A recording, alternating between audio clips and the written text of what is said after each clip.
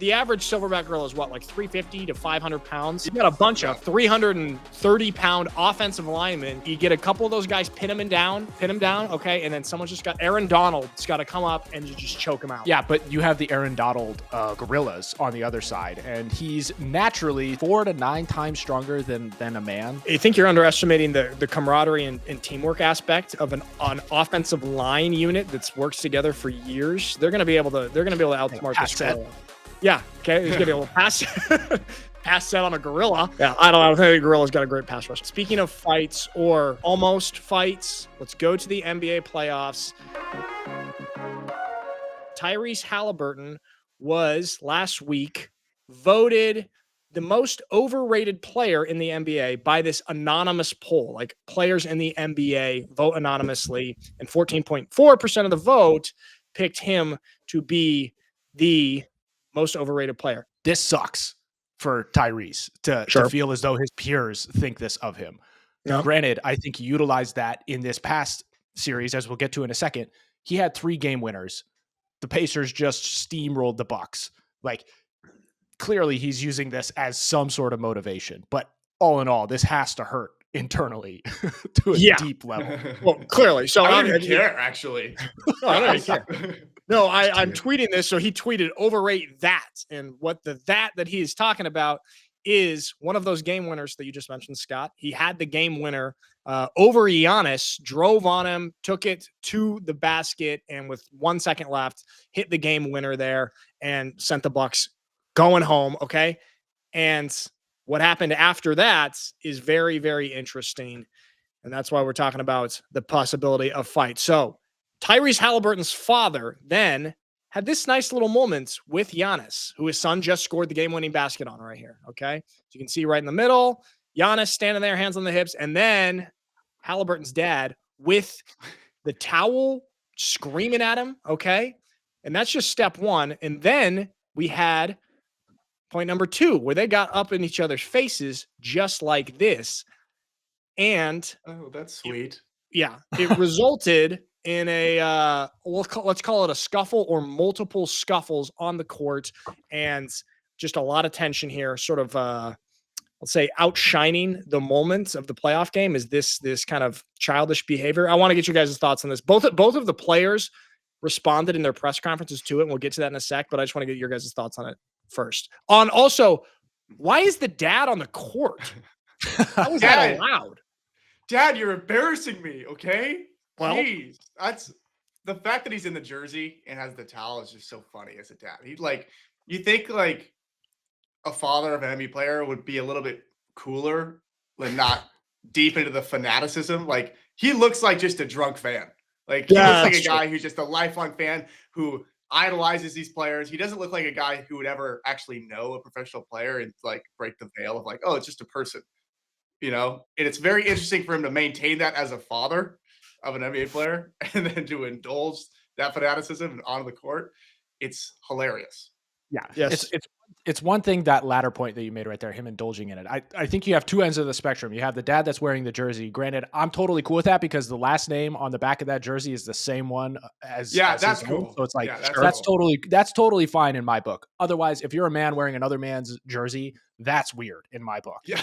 Only if it's family. It doesn't make sense. It's like there's so many other people that are probably deserving of getting an earful from you as a father. Giannis, I don't think, is one of them. And I get it. There's a rivalry that's brewing here between the Pacers and the Bucks, and it started a couple years back, stealing basketballs, game balls, all that kind of stuff. And so this scuffle, I think, was emblematic of that. And I think Giannis has been super fed up, especially after Dame went down. He's been fed up with the performance of the Bucks and everything like that. He balled out to a degree that's like LeBron level, MJ level in the numbers. Right. We always talk about the NBA being a single player can dictate the wins and loss column. Right. But this kind of puts it into question. Great question. And for those just listening, we've got Giannis's average 33, 15.4, 6.6 on 65%. And his team was only seriously competitive in 2 games. My answer to this, Scott, is I think a single player certainly can have way more of an impact in a sport like basketball than they can in football. But even when you go back and you look at the Michael Jordan days, how Michael Jordan actually statistically, his best years were in that late 80s when he couldn't win. And he was having his best statistical years. And it wasn't until he got some pieces around him. And so I think that you can maybe win a game or two, but can you win a series just a single player's effort? No, I don't think so. What do you think? Yeah. I think if you're stretching it out to 7 games, that really puts it to the test. And I don't think you can replicate it over that many games. And I know we got way off topic on the fight thing, but going back to Tyrese's dad, it's just Shaq and Chuck went at it on TNT in the post game, talking about like, oh, he's always on the court. He's always on the court. Well, that's a problem in and of itself. I don't think family members should have access to the court. I don't think a lot of the employees that end up jumping on the court should be on the court. I think it should just be players, coaches, shaking hands, headed to locker rooms. Chill with all the media people, chill with all the employees. There seems to be just a scrum of people always ending up on the court. If you do get the privilege to go on the court, don't make it about yourself and don't start a fight. Absolutely childish behavior by his dad. I do want to go to the actual players, Giannis and Tyrese, to how they spoke after at the press conferences, because I was pretty impressed with it. I'm going to throw up Tyrese's, or I'm going to throw up Giannis's first, because we know, okay, Giannis grew up in Greece, all right? And he had a great relationship with his dad. Let's see if I can. I've won a championship. They haven't. Okay? And that doesn't say anything. I'm not trying to minimize their effort. But I remember when I won, my mom, that she's never missed the games. When we won the championship, I remember my mom, she was scared to cross. She was like, am I allowed to come and hug my son? Having a fan, which at the moment I thought it was a fan, but then I realized it was Tyrese's son, which I love. Tyrese, I think, is a great competitor. He was his dad, sorry. Coming in the floor and showing me his son a towel with his face. This is what we do. This is what we effing do. This is the F we do. This. I feel like that's very, very disrespectful. Yeah. He is such a sweetheart. That is just the half of it. And then he goes on to talk about like his father and the humbleness that his father raised him with and how his father behaved. And I just thought that he came across really, really well in this post-game interview. Also, he's able to do that in his second language. Very impressive. What are your guys' thoughts? Well, this feels like the American thinking, the American way of thinking and the European way of thinking. It's like, oh, there are rules and regulations that you need to follow. And that seems to be a very European-minded approach. Americans are like, no, I get to do what I want to do. I have the ability and the right to do this. I'm going to run out on the court and talk trash if I want to talk trash. You're damn right. Okay. Which I kind of like. Yeah, I know. As a philosophy. Okay. But there's certain arenas where right. In certain aspects of life, that is the good attitude to have. I like that American sort of cavalierness with does this rule really apply to me? But in this scenario, I don't think that it's appropriate. I also want to get to, I think we've got Tyrese's comments after, or maybe we don't have it, but basically he just goes on. He also came across very, very classy. He was like, yeah, man. I mean, he gave props to Giannis, and then he said, yeah, talk to my dad. And it's like, my pops was in the wrong there. Like we'll talk about that. And him and I will talk about it, but I already told him, hey, you were in the wrong right there. And we're all adults and we'll get over it. And I think the two players actually ended up like hugging it out later. And so I did like to see that. I just thought it was just such a bad, embarrassing look from the dad. Yeah. You can't do that. It's your son's moment to shine. And after doing such an awesome thing, like having a 3rd game winner, it's stealing the thunder. Yes, it may be well-intended to support your son because there seems to be, as we talked about with that voting, the anonymous voting, it's just he's been dogged. And that was, talk about disrespect. When you get stuff like that, it may be true, it may not be true, but it's like publishing something like that is just beneath, I think, even the media. Like what's the goal here? It's to tarnish at least one person, whoever's voted the top or the least or the most overrated. It's to tarnish their name and their what they're putting out on the court for no other reason than to just garner clicks. So, I get why he was going at Giannis, because Giannis was just the way that he saw Giannis as the representation of all the NBA in that moment, and he let it loose. But it's a shame because it just overshadowed his son's awesome moment. Yeah, exactly. Like that's actually a great moment for the son to be voted this negative thing last week, And then this week to have this awesome play, game winner, send him to the second round of the playoffs. And then his dad just does this nonsense. Here is Tyrese after. As far as the incident between Giannis and my pops, I had no idea it happened until I got to the back and was showed the video.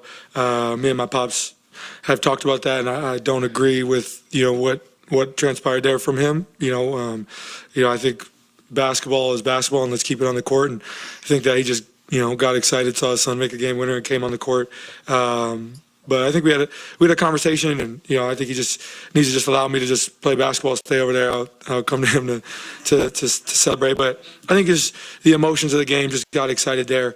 But I talked with him. I'll talk with Giannis eventually about it. Just I don't think that my pops was in the right at all there, and unfortunate what happened in the end there. But So I mean, he came across really classy there. I mean, I think that's a good way. I think it's really tough when you have a family member that's acting up like this, and it's like he did that in a way where he didn't throw his dad under the bus, like even though the behavior was kind of just very childish. He didn't throw his dad under the bus, but he also respectfully and I think maturely articulated like, hey, I don't really stand for that. So I think he kind of balanced it pretty well. But I think he's kind of put in a tough position right there because you can't understand the emotion from his dad, but it's just the behavior, just It'd inappropriate. just be really funny if he came out in full support of his dad. Yeah, he should have done that. Okay? Speaking of, I got a great dad coming on the field story. Scott, I don't know. It was CYO Beaverton Knights, our football team that we played for 7th and 8th grade together, Portland, Oregon. I don't know. It might've been the year after you left because it was Matt Fay and it was Matt Fay. Maybe he was playing quarters. So it might've been when you were gone. Matt Fay. I got injured. I got injured that year. Remember I ripped the tendon. In my hand. Yes. So yeah, it might've been the back end. Okay. It might've been this. I wonder if you'll remember this, is that Matt Fay was the starting quarterback and he ran out to the sideline, was rolling, he's scrambling, ran out of bounds and gets hit right at the sideline. Kind of, let's call it a close call. Was it clean? Was it not? There was no flag on the play. And Mr. Fay, may he rest in peace, came out of the stands looking for that kid's dad to fight him. To defend his son because he thought it was such a cheap shot. And it was a very dramatic scene because Matt's helmet flew off. I think he got a bunch of blood all over his face. So it was a very dramatic scene. And that just kind of reminded me of that. But I think Mr. Fay did it in a much more cool way. I think he had some more That's legs kind of to sick. stand on. It was so it's not sick. like he came out. It's not like he came out trying to fight the kid, the player. No, See? kid's dad. He came out and went for the dad. Yeah, All right? Totally. Let that Totally be a equal. lesson. So what the lesson here is that it actually would be appropriate if Tyrese's Found father Giannis's was talking shit to Giannis's dad. But when you cross the generations, inappropriate and weird. Can we say that? Yeah, absolutely. Yeah. And speaking as a parent, it's easy to sit here in your chair and say, "Oh, I would never react that way." But when it's your kid, there's something that clicks, and it's like I can see where like that natural instinct to protect your child in whatever scenario comes to the forefront. And it's like, Sure. Everybody can point their finger and so on and so forth. But in this situation, I just think it's tough because your kid actually did win. You didn't get beat physically or anything like that. So it's just like, okay, you got to kind of dial it back. Exactly. Yeah. There's a difference between that and the scenario that we described, where you're basically defending your son, and then the other scenario is where you're piling on top and trying to get in the loser's face. All right, sticking with the NBA playoffs here. So, all right, the Bucks are going home. Actually, last thing, do we think Giannis is going to stay in Milwaukee? Because people are talking about that's the last game as a Buck. Do we think? You know what? I think because he is who he is, I think he truly and dearly wants to stay. And I think he's noticed and watched so many superstars leave their supposed home. I mean, even his teammate Dame, and while that did not turn out the way everybody expected, I think there's a level of respect toward tradition that Giannis has that a lot of other guys this day and age don't. So it would be sad to see him go, but I have a gut feeling that he's gonna remain and try and bring this back. I do have a feeling that if there were a superstar to stay like that, it would be a guy like him. If he ends up going, all right, Milwaukee, you got a great thing with Giannis. You guys drafted him, you developed him, you won a championship there. He brought that to the city. But yeah, I don't know. I would love to see him stay there. But anyway, they are out now. Another team that's on the verge of getting bounced home, the Lakers, down 3-1 to the Timberwolves. We touched on this on the show on Monday. And when you're down 3-1, you have a 4.9% chance, statistically speaking, of coming back and winning that series. So they are up against an uphill battle here, the Lakers are. But Charles Barkley had some interesting things to say. It's a very heated quote here. If LeBron and the Lakers lose this series against Minnesota, I don't want to hear about LeBron being a top 5 all-time player. Wow. Charles Barkley, the man who famously never got a ring himself, but he's feeling confident from the microphone spot. This is interesting. A lot of people, I mean, we touched on it, Scott, like, what does this do to LeBron's legacy if they get bounced here in the first round with, LeBron and Luka on the squad? What do you think? And what do you think about that quote from Charles? Well, Charles took it to the next level because the way we were just talking about his legacy and being GOAT, quote unquote GOAT against Michael Jordan. Yeah. We're saying, if he loses this is a stain on his argumentation and his record to take that GOAT level status. That's the argument I think should be being had. Taking it to a top 5 all time is pretty wild. I think you're going to be hard pressed to really find anybody who's going to agree with Chuck on the top 5 thing. Because LeBron, look, he's absolutely a top 5 player. Yeah, guy. Like, you can't deny that. The argument is MJ and the GOAT status. That's the only thing. And if he loses this, I think that's over. Okay, so let's pretend that Charles Barkley did not go so wild and off the rails with his quote, and they said, if they lose this, then I don't want to hear him being or in the conversation of being the GOAT. So you would say if they do lose that, then that's valid. I do. Because look, I know the argumentation against that is, look, LeBron is 40 years old. He's done what he's done in his career. His 40-year-old mark does not tarnish what he's done before. Fair. But on the flip side, you can't have your cake and eat it too when you're talking about LeBron and his longevity and his success at 40. If you're going to start talking about that and use that as a winning argument for him being GOAT, you also have to take into account how his team performed and how he either lost or won in those moments. So, like, you can't say, oh, he's 40 years old, he's almost done anyway, so like this doesn't matter. And then on the flip side say, oh, he's 40 years old and he's still doing this. Those don't, you can't reconcile those two argumentations. So that's why I say, if he does lose this, it's taken into account. And yes, it knocks him down a peg. Still on Mount Rushmore, number 2, but not number 1. Okay. All right. Fair. I know a lot of people agree with this, the statement that you've just said. However, let me play devil's advocate again. I'm going to bring you get all the people to support you and everybody hate on me. Let's do no. I didn't take a stand. Okay. I'm not sure what I got to see how it plays out. Okay. I got to run the numbers. However, I'm going to pull Giannis back in here to play devil's advocate, because this is also, we were very impressed with Giannis on the mic just a couple minutes ago from the other night. Well, this I think was from a couple years ago when they got bounced. Very eloquent response here at a press conference where he talks about them not winning the championship this year. And I'm going to play this. I probably won't play the whole thing. It's 2 minutes, but just so we can get the gist. Okay, because I'm not that up. You asked me the same question last year, Eric. Okay. Do you get a promotion every year on your job? No, right? So every year you work is a failure. Yes or no? No. Every year you work towards something, towards a goal, right? Which is to get a promotion, to be able to take care of your family, to be able, provide the house for them or take care of your parents. You work towards a goal. It's not a failure. It's steps to success. And if you've never, I don't want to make it personal. So there's always steps to it. Michael Jordan played 15 years, won 6 championships. The other 9 years was a failure. That's what you're telling me. I'm asking you a question. Yes or no? Okay, exactly. So why are you asking that question? It's a wrong question. There's no failure in sports. There's good days, bad days. Some days you are able to be successful. Some days you're not. Some days it's your turn, some days it's not your turn. And that's what sports is about. You don't always win. Some other people's gonna win. And this year, somebody else is gonna win. Simple as that. We're gonna come back next year, try to be better, try to build good habits, try to play better, not have a 10-day stretch with playing bad. Okay. I think, all right.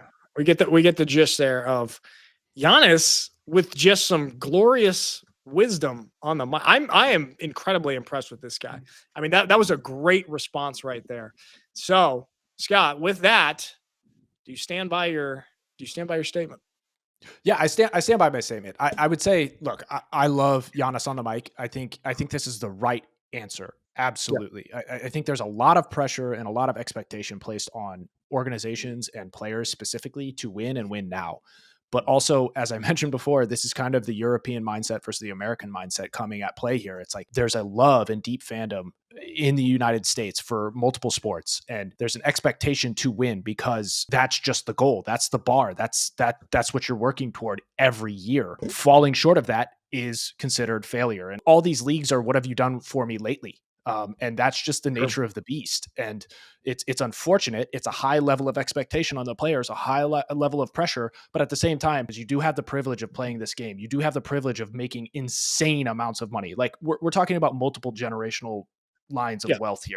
And, so when we're talking about that kind of dollar amount, that kind of investment, that kind of expectation from a mass, not even just a community, but like large swaths of the population who follow your team and support your team, there is a higher level of expectation than just another guy who's going to the run-of-the-mill job, his 9 to 5, trying to get a promotion year to year. Completely different worlds to compare to, but I do understand his argumentation because this is his job. That's how he views his life. It's just a different sort of perspective to have. You know what's interesting? Now that you say that, imagine Kobe Bryant or MJ having that response, because that was that was a beautiful response. But Kobe or MJ, like, yeah, that was a failure. There's also that famous press conference from Kobe where they were up 2-0 or 3-0 in a final series, and a reporter says, "You feeling good? You feeling good about this right now?" And Kobe was so pissed. He's like, "What? Job's not done. What are you talking? Yeah. Job's not done." And you know what? That is a nice illustration of the difference between the American and European mentality. Yeah. It really is. See, Giannis, it's a beautiful sentiment, and it's a great mindset to have for your mental health. But Sure. It's like a response you'd have after a lot of therapy, and you don't have any of these demons that make you want to win so bad. And so, which is one of my gripes with therapy, by the way. It takes away a lot of people's greatness, actually. Yeah, sure. Why would I want to be at peace with things? I want to have this fire in me to achieve. Anyway, that's a bit. All greatness does. That's a great point about the European versus American mindset, and I think Giannis encapsulates it. Even though it's a nice sentiment and a healthy mindset to have, that's a difference between killer and European. Yeah, and look, it's I'm not saying that Giannis doesn't have that drive to win, right? Clearly he does. You saw it in the frustration of his answer right there. He took a step back and answered it from the perspective of a citizen, like of mankind, kind of thing. Like sure. That was his answer, but that's just not that's not how the American fan, the American media, that's not how we function. Being that caliber of athlete, that's what we want to hear. We want to hear the guy who's looking at his failures and not wallowing in them. Not that I think Giannis is doing it, but taking it and using it as fuel and achieve greatness. And like, that's what we want to hear as Americans. There's a little bit of danger in being so eloquent about your losses as Giannis is here. It's it dims the fire a little bit. You want your superstars to just be so upset and violently fiery about coming back and proving this wrong or proving this another way, and not to be. You don't want them to be that mature about their losses. Actually, that's what you want them to be. Just so pissed off. Yeah, temper tantrum caliber. Zero handle on their emotions is what it takes. Yeah, that's Giannis, your maturity in this answer is really making all of us fans insecure. So don't. Giannis, react some eyes. Mad. You punch a hole in the wall or something? All right, there we have it. Shedeur Sanders falling in the draft, and more stuff has come out. We're just going to touch on this a little bit because even people that you would be expecting to really defend Shedeur are coming out and saying like, okay, Shedeur has thrown away $30 to $50 million.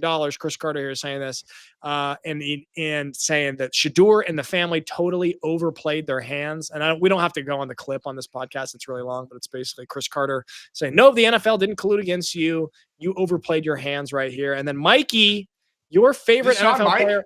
Wait, in that last clip, is that Sean Mike? No, looks like him. Not all bald guys are the same, Mike. That's pretty close. Your favorite player, Cam Newton, had a little bit something to say as well.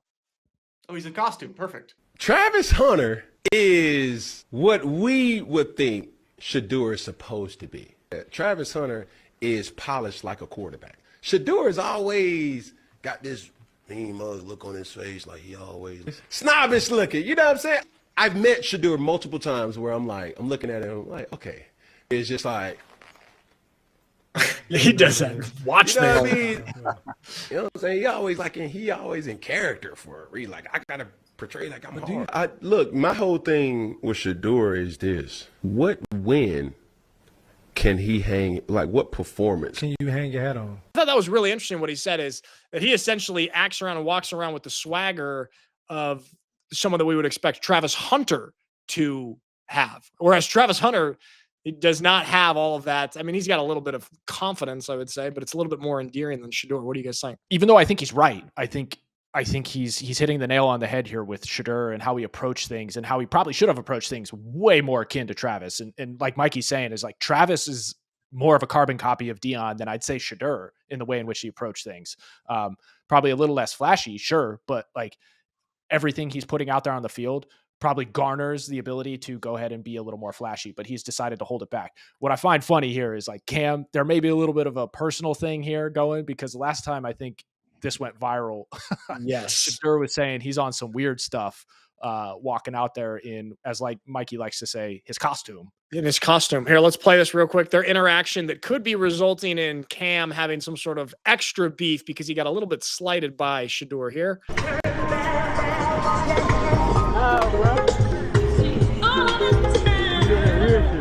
Weird? You know what you did, bro. What you did, We're gonna talk. It's America.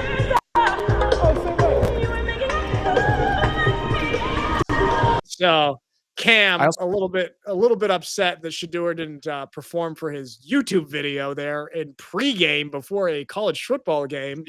A little bit, let's call it tasteless of Cam Newton to not understand like what a starting quarterback is probably trying to do mentally before a game.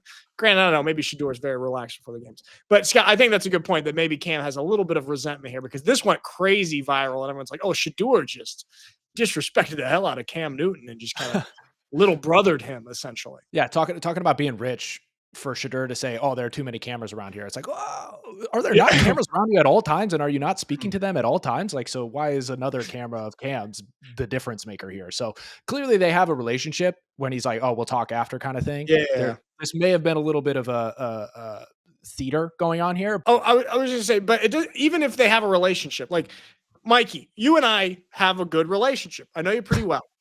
Sometimes I would not go out to you on a football field pre-game with a camera and be like, try and distract you and get in your head and be like, hey, can I do this interview real quick as you're trying to prep for a game? No matter what our relationship is. I think it's just absolutely ridiculous. Absolutely. You only do that every day of normal life. Sticking camera on the faces during a normal day, sitting relaxing at home. That's the only time Nick does it. Right. But right. Pre-game is sacred, and he knows that. I know the limits there, and Cam obviously did not know the limits. Speaking of Shedeur here, I mean, Scott, all right, we got to get your expert opinion on this because, all right, we saw him fall to the 5th round. And this is a crazy stat. Dak Prescott is the only quarterback drafted in rounds 4 through 7 to start in his team's season opener as a rookie in the last 15 seasons. Now, the Browns quarterback room that we talked about, it's pretty packed with some interesting characters in there. However, I kind of think that Shedeur has a chance to win that job, and it would be the first one since Dak to do it with those criteria right there. What do you think? As a Browns fan, do you think that Shedeur actually has a realistic shot to win the starting job for the season opener? Well, first off, there's a lot of hyperbole on this show, and you calling me an expert is an example of that. But I thank you. Thank you for saying You're our Browns expert, Scott. Okay. Oh, okay. Yes. Hold on. All right. You're the Browns expert. I'm the Europe expert. And Mikey, To me. you Come are on. Let me have it. There it is. Comedy expert. Okay. Oh, thank you. You're welcome. All right, Scott. Back to your expert segment. I would say yes. He obviously has a shot, and I mentioned before when we made this draft, yes, it crowded the quarterback room, which is already crowded. But I think it's good for competition at large because one, you got two rookies coming in Gabriel and Shedeur that are going to go neck and neck against a more seasoned group. In obviously Watson's not really in play because of his re-tearing of the Achilles, so he's going to be pushed back farther and farther. And then you got Kenny Pickett. He has many years under his belt. He has starting experience in the NFL. He has yet to prove himself to be like of a super high quality, but you never know how that's going to play out when you put a guy in the locker room or in the QB room like a Joe Flacco. Like Flacco, talk about, I mean, he's a Super Bowl winning player. MVP, if I'm not mistaken, as well, Super Bowl MVP, and so on and so forth. So like we don't know how each of these guys are going to develop. And I think they all have a shot, even Flacco himself. Like he probably is realistically going to be the starter come week one, just due to the fact that he has the experience. There's consistency. He's got a rapport with Stefanski already. So he's going to be starting at a higher level, regardless of his experience at other organizations. So I think Shedeur will eventually have a start throughout the season, if not multiple, but I don't think it's going to be week one. Okay. Yeah. I think that's a fair assessment right there, but I don't know. I think he was clearly underdrafted. So that stat of Dak being the only quarterback to make the season opening start as a rookie from rounds 4 through 7. I think if somebody has the chance to do that, it would be him. I would argue I would take him for sure over Dillon Gabriel at this point already, even though Dillon Gabriel was taken in the 3rd round and Shedeur in the 5th. I would already feel more confident in Shedeur winning that job than him. Yeah, I'm not entirely sold on that.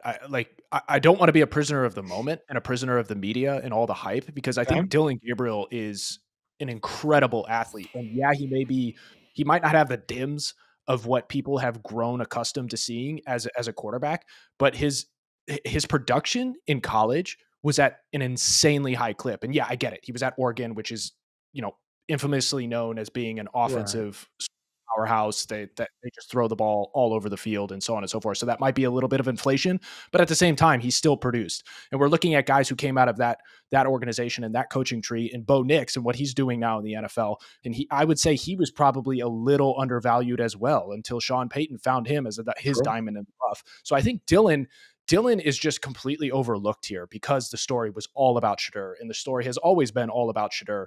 I think Dillon's going to make a push Shedeur really hard for that starting spot if it's not Flacco.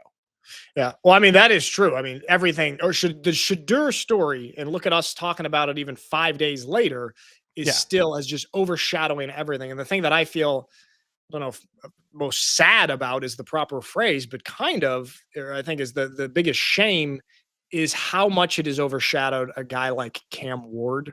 And even the television broadcasts, like missing very, very beautiful moments of Cam Ward because they were busy talking about Shedeur.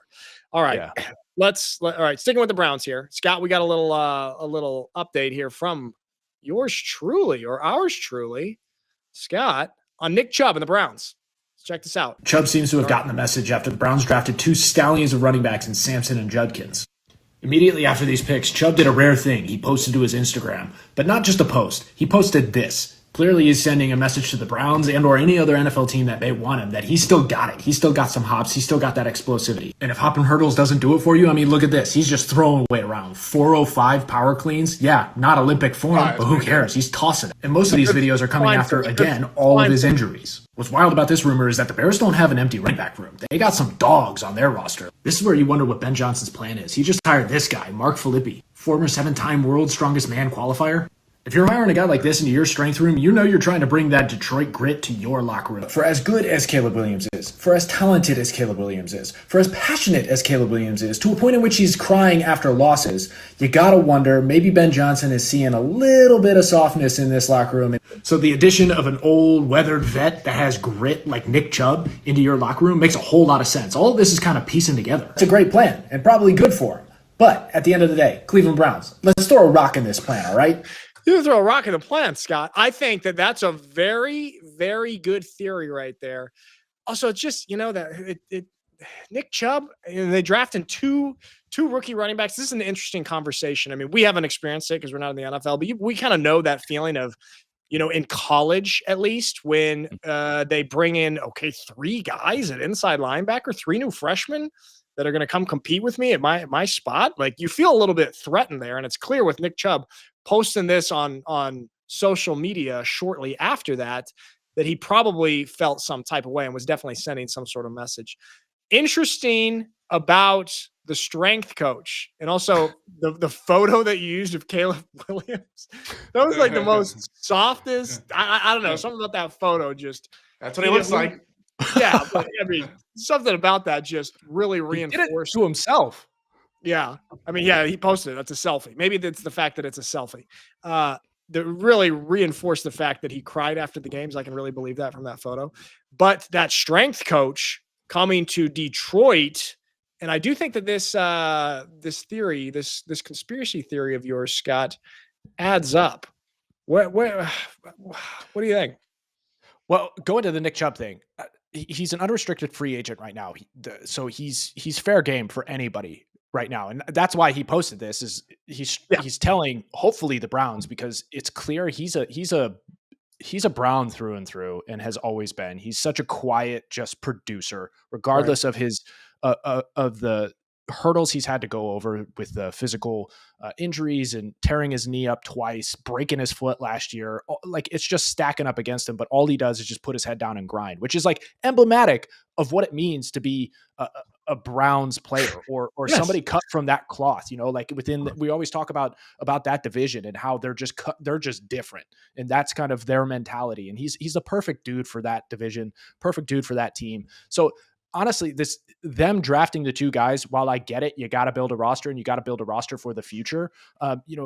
Part of me is just like, hey, you got to do right by your guy who's been by you. He's fighting through injuries. And when he's healthy and when he comes back from these things, he's always produced at a high clip, save for last year, which was a little off the charts offensively because of somebody who was under center. Like, that was more of an issue than anything else of Chubb's inability to produce on the field than his injuries. So, like, ultimately, I'm just saying, look, we paid Miles.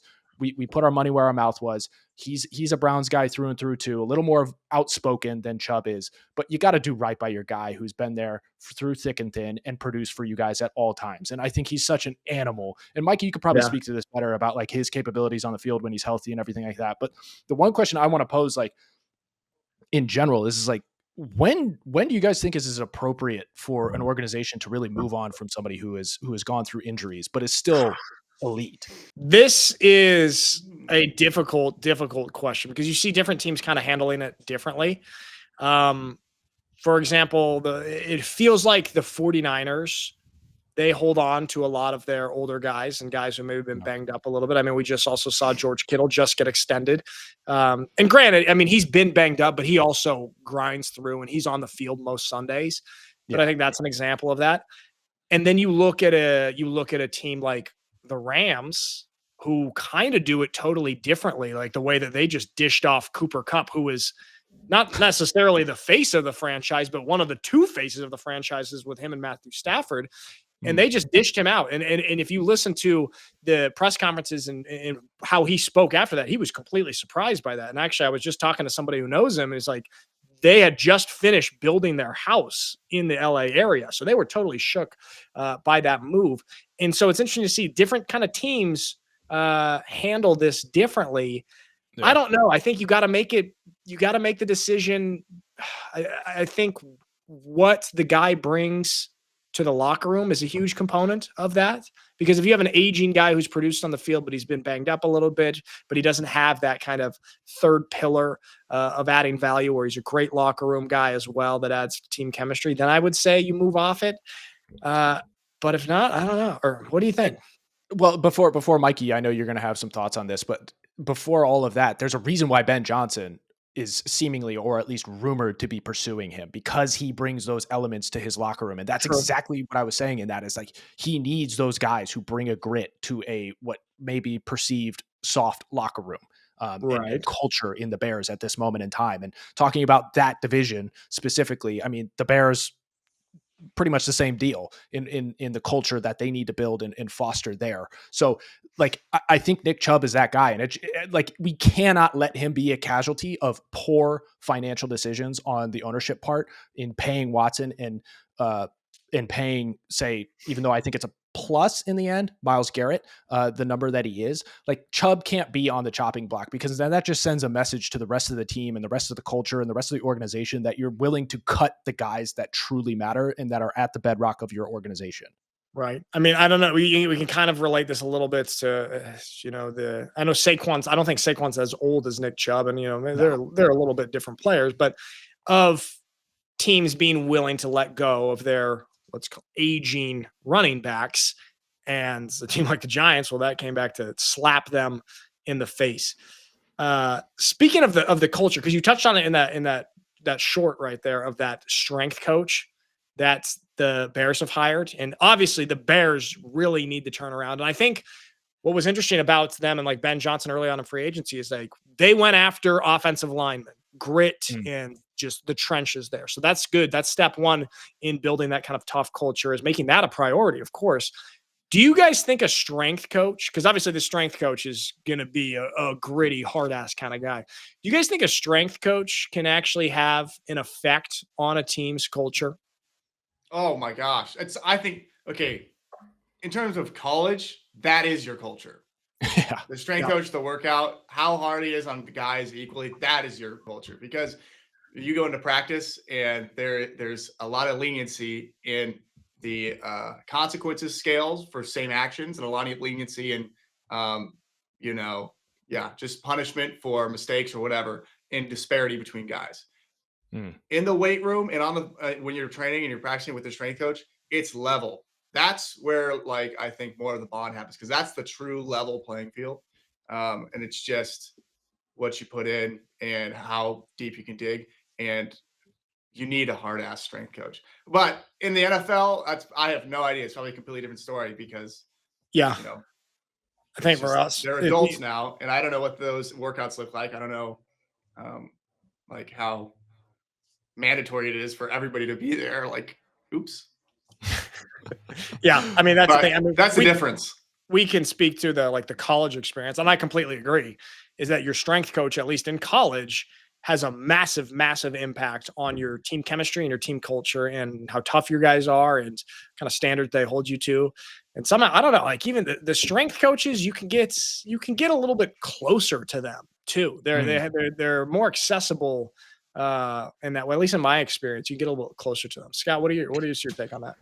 Well, yeah, piggybacking off of that, I think the reason why you're able to get closer to them is because they're not, the way they approach their job and their goals are, it's not incumbent upon your performance necessarily in the same fashion that a coach or an assistant coach is necessarily having a relationship with you, right? So like your ability to produce on the field is of a higher value to a coach at I'd say a lesser degree of like personal connection. Like you're just kind of a plug and play sort of person to a coach versus like a strength guy. You can kind of go through the rigors. They're putting you through them, but they also understand the struggle that they're putting you through, and they can connect with you on a certain level that your players are connecting with you while you're all going through that struggle. So it's just like, I totally get that culture building aspect of things. And I think they can make a huge, even in the NFL, I think they actually do, depending on the organization. I think there's a large majority of those organizations that really take strength training seriously. It may not be to the spring training level that college does, But at the same time, it's a bonding experience. And I think the guys who are coming out of college, they know that that's where you make the bonds truly. And then, you bring those bonds and strengthen them even more on the field. But it's first and foremost in the weight room, in those training sessions, in those OTAs, all of that kind of stuff. And I think the strength coach has a huge, huge part in that. Obviously, the ideal structure is to have a head coach who kind of instills that culture.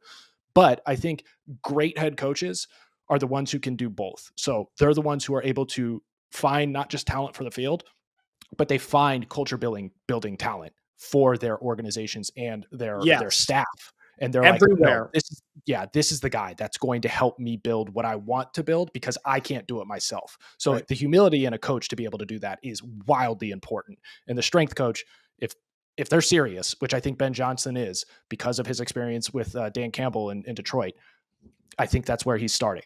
Yeah. I mean, when you listen to some of these really successful coaches, they talk about that. Like everybody in the building has to be adding that value that way from, the assistant coaches, the position coaches, the coordinators, the strength coach, to the trainers, to the people in the cafeteria, dining room. Like everyone's got to be contributing in some sort of positive way for the organization's culture. Because culture is such a big thing in sports. And just that a lot of times will push you over the edge, and it starts there. All right. So do we think then that the Bears are actually going to be viable in Ben Johnson's first year as the head coach? Is Caleb Williams going to post teary selfies next year? Nothing like having a TikTok quarterback. That scares me. He's talented and he's getting an offensive line. Yeah. And Ben Johnson's great. Crazy. And there's a lot of things going well there. It remains to be seen. I could see them taking a big step forward. Yeah, what I envision is Dan Campbell's first year. Skids for the first 8 to 10 games, probably winning 1 or 2 of those. And then the back end of the season, probably the back third of the season, really seeing them flip the switch or turn the corner and stacking a couple wins toward the end. And then I think they bring it into year 2 where they really start to make strides. So that's how I envision this Ben Johnson led Bears team doing it. But a lot hinges on that culture or what they're trying to build there, changing the perception or the approach of Caleb. So yeah, that's the thing. And I want to look at Dan Campbell's first, let me see. His first year in Detroit. Yeah, they went 3-13. Okay. Mm-hmm. And then they went 9-8, and then they went 12-5 and were first in the NFC North, and then 15-2 last year. So it took them 2 years to flip it around. In that first year, they only won 3 games. Granted, the Bears weren't in that bad of shape, weren't in as bad of shape as the Lions. However, they are in need of that expertise from that rebuild that Ben Johnson got to be a part of. All right. There we have it. A couple NBA playoff games tonight. See if the Lakers get booted. See if LeBron's legacy is destroyed completely. Right, Scott? Soiled it.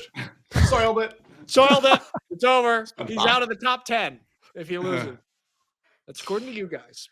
All right, everybody. Thank you for watching, and we will see you next time.